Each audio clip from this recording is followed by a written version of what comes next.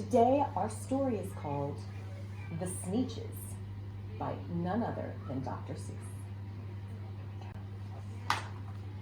Now, the star-bellied Sneetches had bellies with stars.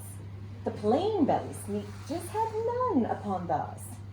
Those stars weren't so big, they were really so small, but you might think such a thing wouldn't matter at all.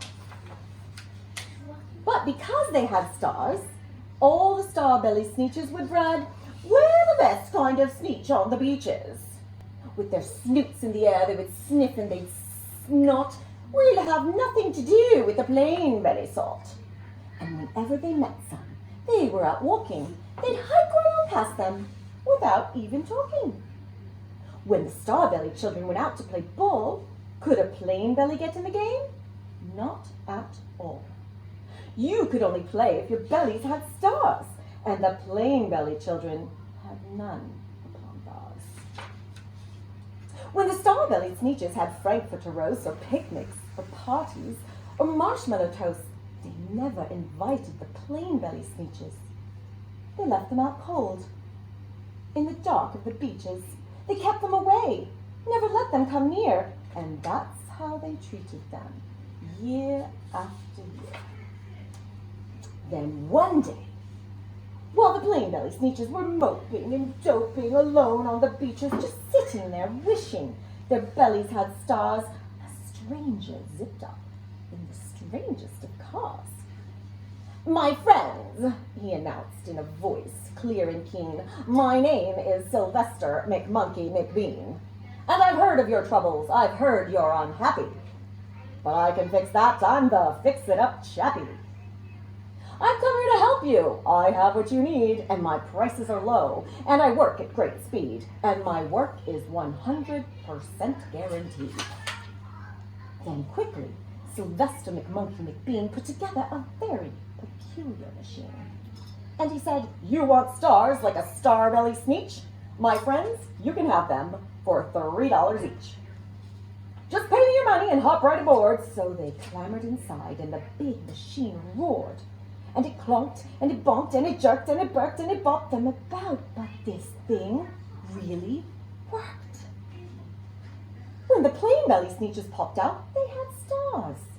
They actually did. They had stars upon theirs. Then they yelled at the ones who had stars at the start. "We're exactly like you. You can't tell us apart. We're all just the same now, you snooty old smarties. And now we can go to your frankfurter parties." "Good grief," groaned the ones who had stars at the first. "We're still the best Sneetches, and they are the worst. But now, how in the world will we know?" They all frowned. "If which kind is what, or the other way round?" Then came McBean with a very sly wink, and he said, "Things are not quite as bad as you think. So you don't know who's who. That's perfectly true. But come with me, friends. Do you know what I'll do? I'll make you again the best Sneetches on beaches, and all it will cost you is $10 each."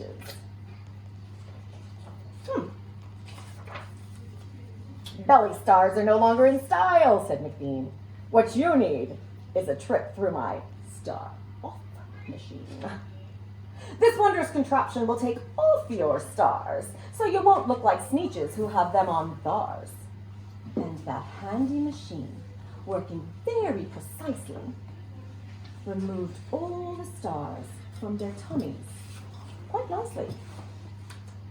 Then, with snoots in the air, they paraded about, and they opened their beaks, and they let out a shout, "We know who is who. Now there isn't a doubt. The best kind of Sneetches are Sneetches without." Then, of course, with those stars, all got frightfully mad. To be wearing a star now was frightfully bad. Then, of course, old Sylvester McMonkey McBean invited them into his star-off machine. Then, of course, from then on, as you probably guessed, things really got into a horrible mess. All the rest of that day, on those wild, screaming beaches, the fix-it-up chappie kept fixing up Sneetches. Off again, on again, in again, out again.